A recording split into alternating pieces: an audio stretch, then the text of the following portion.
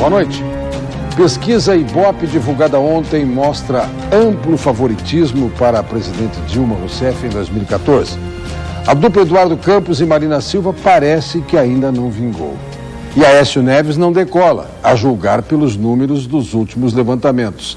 Em meio a isso, a semana foi marcada pelo leilão do Campo de Libra para exploração do pré-sal, que gerou controvérsia quanto ao sucesso do negócio e se não seria uma espécie de privatização do petróleo. Outro assunto forte dos últimos dias, a aprovação de mudanças na correção da dívida dos estados. Aqui no Rio Grande do Sul, com euforia, festejou-se. Será que realmente é tudo isso? Então, para um balanço desses fatos e com a presença de 4 deputados federais gaúchos, estamos começando mais um Conversas Cruzadas.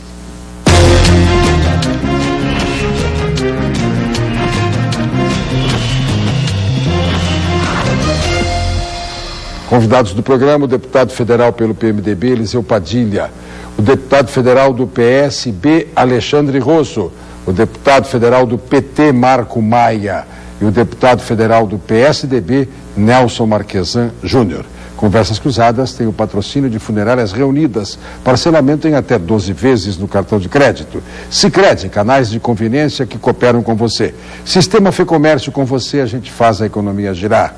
Ambientes de Linha, está aberta a temporada de planejados. E Centro Clínico Gaúcho, planos de saúde empresariais.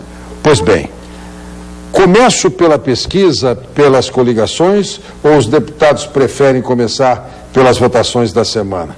Vamos deixar as coligações para mais adiante? Vamos começar pelo que o Congresso Nacional votou. Por exemplo, dívidas dos estados. Deputado Nelson Marquesan, qual é o seu parecer? Boa noite, Cláudio Brito, boa noite ao Alexandre, boa noite ao Marco Maia, boa noite ao Padilha, aos telespectadores. É um prazer estar retornando aqui.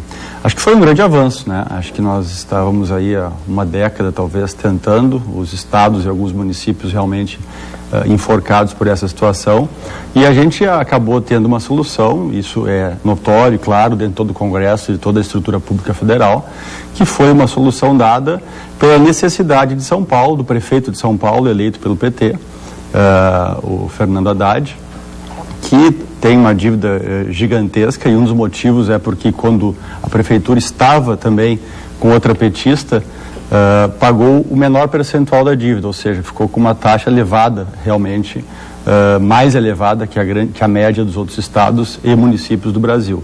E por esta situação específica de um petista na gestão, foi sim resolvida uma boa parte dos problemas de endividamento com o governo federal, no que se refere pelo menos a possibilitar a capacidade de endividamento de uma parte dos estados e municípios, como é o caso aqui do estado do Rio Grande do Sul. Então, houve um avanço, evidente que não foi tudo aquilo que o estado do Rio Grande do Sul precisava.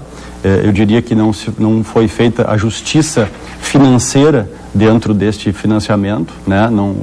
Com evolução da taxa de juros mundial, da taxa de juros no Brasil, etc. Não houve uma correção total, mas foi um grande avanço. O que estranha, e eu já convidei o senhor Arno Augustin para ir na Câmara desde o início do ano, nós estamos aguardando, é que o senhor Arno Augustin, que é o secretário, que é o responsável pela aprovação, pela análise, pela avaliação dos novos financiamentos dos estados, ou melhor, de todos os financiamentos dos estados e municípios, foi também nomeado pela presidente Dilma para negociar os acordos políticos partidários, os apoios dos governadores nos estados. Então essa é uma situação, no mínimo, constrangedora, mas que não foge a uma regra, né, da forma desse governo. E aqui eu não estou falando do Marco Maia, não estou falando do PT especificamente. Eu tenho história, eu já fui quase eleitor do PT, enfim, não é isso. Mas a situação atual de mistura entre a estrutura pública... Quase eleitor. Essa foi uma surpresa agora aqui. Porque quando a gente tem lá seus 18, 20 anos, a gente tem algumas ilusões, a gente acredita em algumas coisas, né? E eu realmente tinha uma simpatia pelo Partido dos Trabalhadores, pelo discurso que fazia. Mas, primeiro, que aquele discurso não é o que ele, na prática, executa, ou até não conseguiu executar, né? E efetivamente eu me desiludi com o Partido dos Trabalhadores. Olha, nós temos um médico ao seu lado que poderá até confirmar. Eu vou fazer aqui uma analogia com algumas informações da medicina. Tem algumas questões genéticas que ficam lá guardadas na memória do teu organismo, que às vezes aparecem nos exames de sangue, né, doutor Rosso? Você não teve tal doença, mas esteve exposto a ela. Tem um exemplo bem típico do que está falando, Brito, até dando boa noite a ti, a todos que estão aqui na nossa bancada, Eliseu, o Marco e o Marquesan. O diabetes tipo 2 é bem claro assim, quem traz na carga genética vai se manifestar só depois dos 40 anos. E já passa uma vida aparece na genética, sim, está lá marcado, mas vai aparecer depois dos 35, 40 anos a doença. Depois o Alexandre vai dizer, Brito, se ele esteve exposto ou se o PSB esteve exposto ou doente. A política também tem essa carga genética. Me diz uma coisa, Marco Maia, o PT senta-se à mesa para, de repente, conversar com o deputado Nelson Marquesan e tratar de uma coligação entre tucanos e petistas? Mas eu acho que no início lá da primeira candidatura do Fernando Henrique se conversou junto com o Fernando Henrique, não foi? Eu acho que esse problema ideológico... Eu morro e não vejo tudo. Não, mas ele não é tão profundo. O Fernando Henrique Cardoso, por muito tempo, trabalhou em São Paulo com o Sindicato dos Metalúrgicos do ABC, na época que o Lula era presidente do Sindicato dos Metalúrgicos. E a história do PT e do PSDB no Brasil é uma história muito semelhante. Padilha, melhor quem fala sobre isso é ele, porque o PSDB nasceu no ventre do PMDB. Eu quero inicialmente cumprimentar os nossos telespectadores, que são a razão do sucesso desse teu programa, Brito, da forma com que tu conduzes assim, tão acaloradamente esse programa, que tem um espaço na memória do povo gaúcho no que tange a discussão política, e cumprimentar meus colegas aqui, que me honram muito, a ti, o nosso condutor. Muito obrigado. E que faz jus por inteiro à expressão de condutor, porque o senhor acaba nos conduzindo aqui e sendo exemplo, seguramente, para muitos dos nossos telespectadores. Mas para essa surpresa eu não estava preparado. Mas eu vou lembrar algo que foi dito na época, eu quero confirmar. Cumprimentar o Rosso, parlamentar brilhante, que está lá fazendo jus à representação do povo gaúcho, Marquesan, que é um jovem e já não é mais promessa, esse já é realidade, um brilhante parlamentar também. O presidente Marco Maia, veja que eu chamei ele de presidente, nós brincávamos aqui antes, lá em Brasília, normalmente a gente é distinguido pelo maior cargo que o ocupou, e o Marco seguramente é nosso brilhante parlamentar aqui, lá é o presidente Marco Maia, portanto tenho aqui eu que tratar ele também como meu presidente. E o Padilha, ministro Padilha. Mas vamos lá, essa questão da aproximação PSDB e PT, vamos lembrar aqui que o próprio Fernando Henrique, a alta cúpula do PSDB, em determinado momento, entendeu que haveria muita afinidade procedimental entre a ação política do PT e a ação política do PSDB. Vamos lembrar, o PT, na sua origem, trouxe todo mundo acadêmico que, em tese, eram os companheiros de discussão filosófico-política da cúpula do PSDB. Então, havia uma afinidade entre os intelectuais de ambos.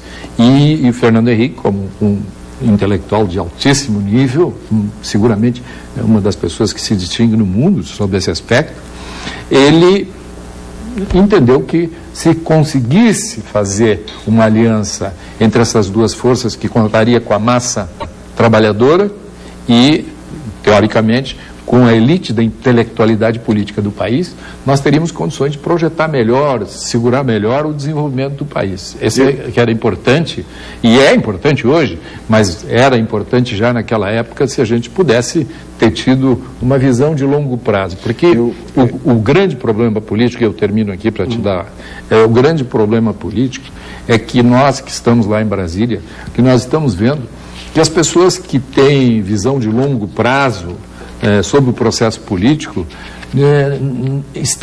não estão ou estão abandonando a militância dentro do Congresso Nacional, com profusão. Então nós tínhamos que voltar a isso. Eu acho que O mundo não termina conosco e não está restrito ao nosso umbigo.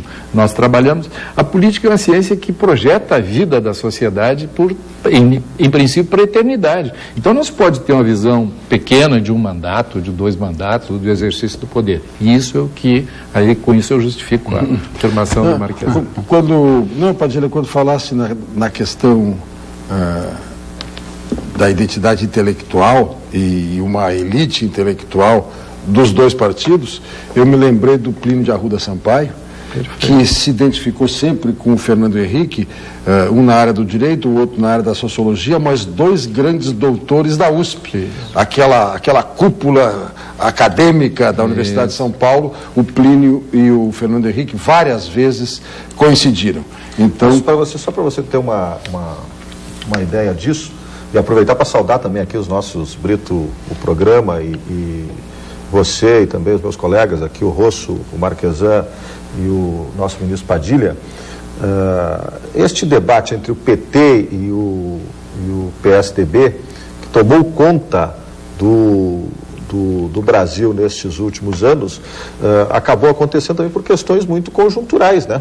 Um pouco da própria história política do país. Eu mesmo, durante meus 2 anos na presidência da Câmara dos Deputados, estive em muitas oportunidades, encontros do PSDB e expressei, né, esta visão da proximidade, da semelhança, do ideário muito semelhante que existe entre o PT e o PSDB, mais inclusive do que o próprio PMDB, na sua história, na sua trajetória.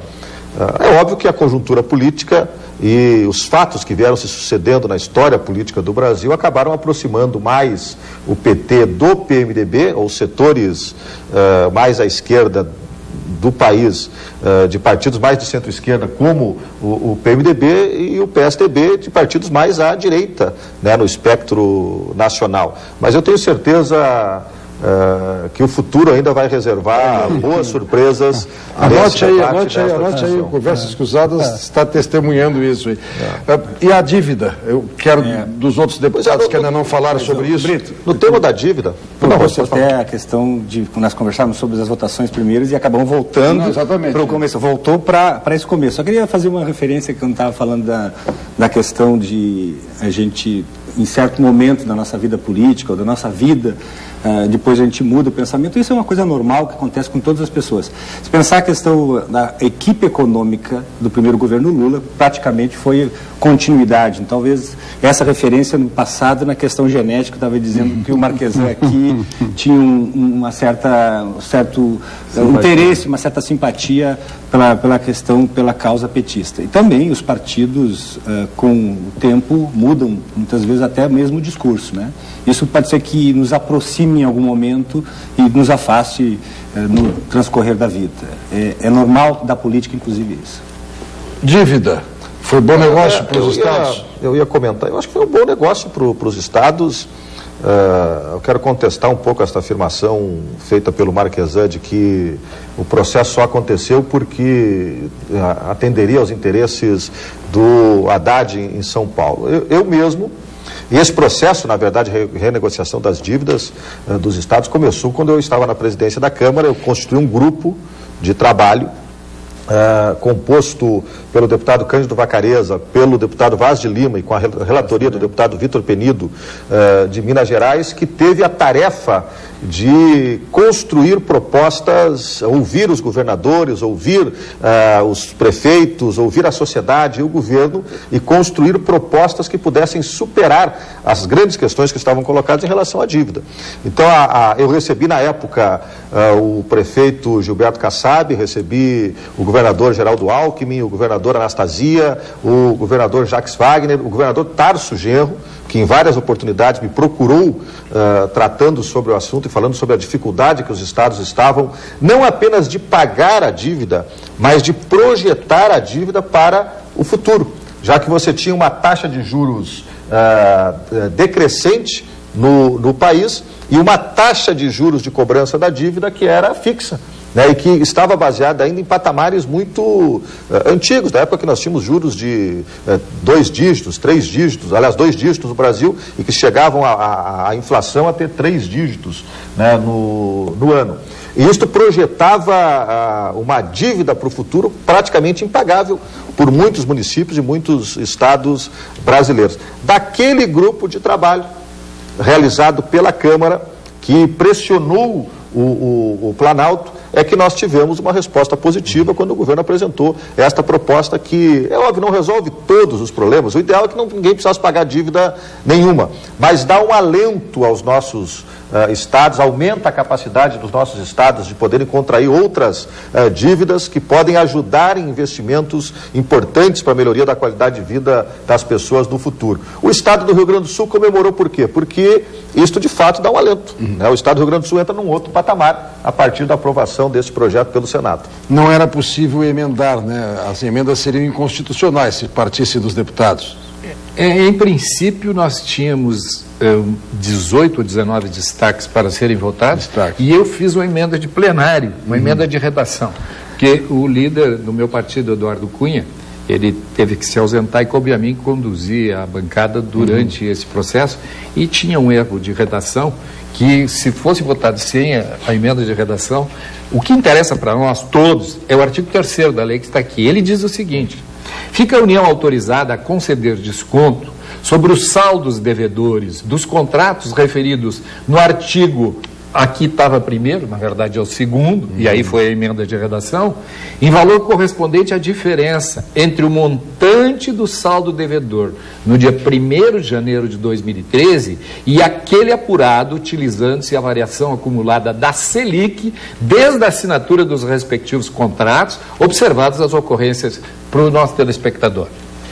O Marco disse com propriedade, o presidente Marco disse com propriedade que, quando se firmaram esses contratos, a nossa realidade econômica, o serviço para empréstimos genericamente, e inclusive dessa renegociação entre o governo e os estados, a taxa foi colocada em patamares que eram condizentes com aquele momento, mas na medida em que nós fomos descendo, o mercado como um todo foi descendo na taxa, no serviço da dívida, este encargo nos estados e municípios ficou insuportável. Então tinha que se fazer essa negociação. Qual foi o que ficou aqui fixado? O contrato nosso do Rio Grande do Sul, firmado em 95, que foi no governo Antônio Brito, esta Selic será aplicada desde o dia da assinatura até 31 de dezembro do ano passado. Isso vai dar uma variação no nosso caso em relação ao que foi cobrado, que eu não tenho o número, mas ouço falar que pode se aproximar em 40% do nosso saldo. Sim, mas vai diminuir o que nós estamos pagando? Não, mas vai aumentar a nossa capacidade de endividamento. E isso vai acontecer com todos. Quer dizer, nós não vamos diminuir o que estamos pagando neste primeiro momento. Eu acho que isso, inclusive, Marquesan, tu bem falaste, eu penso que nós poderemos rediscutir isso ainda no futuro, mas desde logo nos dá a possibilidade de ir ao mercado. Olha, eu já não sou mais aquele devedor insolúvel, né? Não tem, para mim... É como o financiamento pelo BNH. Agora estão aplicando o fundo das variações salariais. Pronto. É isso aí. Mais ou menos isso. Mas, por exemplo, se o Estado quiser ir agora ao mercado e tomar dinheiro emprestado a um juro mais baixo para pagar a sua dívida, ele pode. Ele pode resolver o seu problema. A lei autoriza a União a fazer assim, não obriga. O Brito... Esse foi um dos argumentos que foi muito usado eu acho pelo próprio Marquesan em determinado momento, mas o Caiado, o DEM, o democrata, que ele teve uma atitude muito inteligente, o Caiado. Vamos tirar o chapéu para ele. Ele conseguiu, eu acho até que vai haver veto, né? Mas ele conseguiu resolver o problema do Estado de Goiás diante de uma insistência, porque ele bateu muito nisso aqui, muito, mas na verdade ele queria aprovar um destaque dele que resolveria a questão do Estado de Goiás. Ele forçou, 6 horas de discussão, não conseguimos votar na terça-noite. Para nós votarmos na quarta, teve que se fazer um acordo com ele, em que nós concordamos, praticamente a unanimidade, que veiculasse a emenda dele sem compromisso de que o governo vá ou não aquecer. Em princípio, eu acho que o governo veta, por quê? Porque projeto que estava fechado com o governo, em todos os itens, era este relatório do deputado Eduardo Cunha. Mas foi uma coisa inteligente. Então, objetivamente, quanto ao que tu dizes, mas é possível a gente ainda baixar esse patamar de hoje, do que o Estado paga, percentualmente? Eu penso que numa próxima negociação, sim, porque a União, e isso, todos os governos, o governo municipal, se pudesse, gostaria de ter todo o dinheiro para ele. O governo estadual, eu também quero ter tudo para mim. E o federal, eu também. Só que quem define isso é a esfera federal, e o governo federal constrói o chamado governo de coalizão desde o presidente Sarney. Quer dizer, se tem uma maioria capaz de fazer o que quer, daí o dinheiro está todo concentrado lá. E uma forma de descentralizar, inclusive, seria essa. Dá para dizer que, politicamente, autorizar o governo a algo é obrigá-lo? Porque, caso contrário, ele se... Eu posso perguntar. Qual é o presidente? Eu estou autorizado, mas não vou fazer. Quem é que vai dizer isso? Pode, mas paga um preço político muito alto. Pois se acontecer, porque isso que aconteceu, eu quero usar as três frases de matérias que é interessante. É verdade mesmo que o estado mais beneficiado é São Paulo. E coincidência ou não, o município é a cidade de São Paulo. Querendo ou não, isso tem algum foco na questão política. Mas também é verdade, o presidente disse aqui muito bem, o meu presidente Marco Maia, que essa discussão passou por dentro do Congresso. E isso é importante porque é a contribuição que o Congresso pode fazer para a vida das pessoas. E também quero usar a frase do Eliseu, quando ele diz o seguinte: isso nos permite fazer aqueles planejamentos a médio e longo prazo, porque senão estava todo mundo amarrado. Qual é a fala de todos os políticos aqui para a próxima eleição? Bom, eu não quero assumir isso aí, porque não? É impagável essa dívida? Como é que eu vou fazer? Mudou um pouco, já tem mais candidato na praça. Agora a coisa fica um pouquinho mais... a gestão é mais permitida, inclusive, a fazer investimento e a pensar a médio e longo prazo. Aliás, essa é a diferença ainda que nós vivemos aqui no Brasil. As previsões e as gestões são muito pensadas a curto prazo. E nós temos que começar a pensar a longo prazo. Quando, por exemplo, como é que a Europa faz? Ela faz a conta da luz e coisa de 3 em 3 meses. Os cálculos todo mundo faz assim, quanto que ganha por ano. E nós estamos ainda batendo no mês. Talvez um pouco com essa perspectiva de olhar muito curto, num espaço muito curto. E na política e também na gestão, tu fazer uma previsão a médio e longo prazo é sempre muito importante e dá uma estabilidade melhor para a sociedade. No próximo bloco, já que é para pensar mais adiante e pensar com um alcance maior até do que o horizonte, nós vamos mergulhar 7 quilômetros mar adentro para falar de pré-sal, de leilão, que eu próprio, e eu não tenho como fugir daquilo que o ouvinte, o telespectador acompanha, o leitor do jornal. Eu disse que foi excelente o que aconteceu. A minha leitura, quando dizem, mas os grandes conglomerados não vieram, fugiram, havia pessoas representando empresas que na hora H retiraram-se do leilão, esse é um fracasso, etc, etc. Eu digo, olha, se fugiram é porque o negócio não era bom para eles. E deve ser bom para nós. Será que eu estou certo ou errado? Eu fiz comentários nessa linha. Vamos ver o que dizem os nossos deputados sobre o leilão do Campo de Libra. Nós já voltamos.